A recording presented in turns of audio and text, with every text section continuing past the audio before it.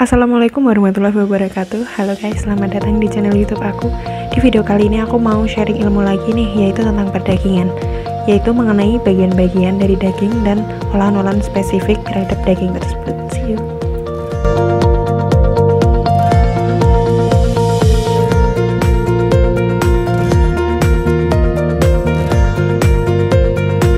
Oke, mungkin dari kebanyakan kalian udah nggak asing sama daging dan konsumsi daging juga udah sering mungkin, dan berbagai macam olahan mungkin kalian udah sering jumpai olahan daging. Tapi di sini aku mau jelasin dulu bagian-bagian daging dan olahan-olahan spesifik yang cocok untuk dijadikan olahan sesuai bagian-bagian tersebut. Oke, tetap di video ini jangan lupa like, komen, dan subscribe. Oke, yang pertama adalah kita ketahui dulu daging itu adalah bagian dari hasil produk peternakan yang sangat marak digemari oleh masyarakat dan banyak banget dikonsumsi sebagai pemenuh kebutuhan gizi dan nutrien oleh masyarakat, baik di luar negeri maupun di dalam negeri. Nah, daging ini tentunya ada terdiri dari daging merah dan daging putih. Nah, daging merah itu biasanya dihasilkan dari hewan mamalia besar, contohnya seperti kambing, sapi, domba.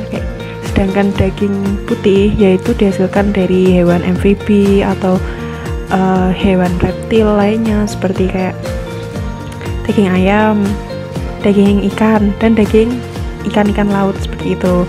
Nah, di sini nanti akan kita jelasin, akan aku jelasin salah satu aja, yaitu daging sapi yang termasuk daging merah. Nah, nanti akan aku jelasin bagian-bagiannya dan kenapa sih kok kita harus mempelajari bagian-bagiannya. Nah, seharusnya kita harus tahu bagian-bagiannya itu seperti apa. Setidaknya itu secara umum kita tahu supaya dalam pengolahan daging tersebut itu dapat dimaksimalkan sesuai dengan kandungan yang ada di dalam daging tersebut dan ciri khas-ciri khas yang ada di dalam bagian-bagian daging tersebut. Oke, yang selanjutnya adalah aku akan jelasin bagian-bagian dari daging sapi secara utama, yaitu ada dua bagian. Yang pertama adalah pre-mill cut, yang kedua adalah retail cut. Nah, pre-mill cut ini adalah bagian daging sapi yang udah dipotong dan diperjualbelikan, tapi dalam bentuk yang masih mentah, belum dalam bentuk yang sudah menjadi olahan suatu produk. Kalau retail cut dia itu sudah menjadi produk olahan, seperti halnya kayak kita beli sup, beli iga kayak gitu. Nah, itu termasuk di retail cut. Nah, di pre-mill cut ini ada bagian lagi, ada dua, yaitu ada bagian front quarter dan bagian hind quarter. Nah, front quarter ini adalah bagian depan dari tubuh sapi, yang hind quarter adalah bagian dari belakang tubuh sapi. Nah, di front quarter ini ada bagian chuck, brisket, dan bagian plate. Terus kedua adalah bagian hind quarter. Hind quarter ini terdiri dari round, rump, loin, dan flank. Oke, setelah kita tahu bagian-bagian utama dari daging sapi, kita akan mengetahui bagian yang akan kita bahas, yaitu pre-mill cut atau potongan-potongan daging sapi dan olahan-olahan yang cocok untuk dijadikan atau dimasak berdasarkan bagian itu ya. Oke, yang pertama adalah bagian chuck. Bagian chuck ini dia berada di bagian atas paha depan sapi dan memiliki ketebalan 3-4 cm. Terus dari bagian chuck ini dia itu warnanya cenderung merah pekat. Nah, chuck ini harganya ekonomis karena dia mengandung banyak lemak, dan tentunya karena dagingnya berurat dan kasar, maka dibutuhkan waktu lama untuk merebus dan memasak daging ini supaya menjadi empuk. Dan daging ini cocok banget dijadikan sebagai olahan bakso atau hamburger. Setiap 100 gram chuck dia mengandung 282,2 kilokalori dan 23,3 gram protein. Oke, yang selanjutnya adalah bagian ribs. Bagian ribs ini terletak sekitar pada tulang iga atau tulang rusuk sapi, dan ribs ini memiliki kandungan lemak yang banyak, sehingga kandungan lemak ini membuat rasa dari ribs ini menjadi lebih lezat dan nikmat. Nah, ribs ini memiliki tekstur kenyal dan dia juga memiliki lemak yang banyak. Nah, ribs ini cocok dijadikan sebagai olahan steak atau sebagai olahan sup konro asal Makassar. Nah, kandungan gizi yang ada di dalam ribs ini yaitu setiap 100 gram ribs mengandung 300,6. Kandungan dari ribs ini dia mengandung kandungan gizi yaitu setiap 100 gram rib mengandung 300,6,1 kilokalori dan mengandung 18,6 gram protein. Oke, yang selanjutnya adalah bagian short loin atau bagian strip loin. Nah, bagian ini menempel pada bagian tenderloin, bagian tulang iga, dan bagian sirloin. Nah, bagian short loin ini dia itu memiliki bagian lemak yang melapisi salah satu sisi dari potongan daging ini.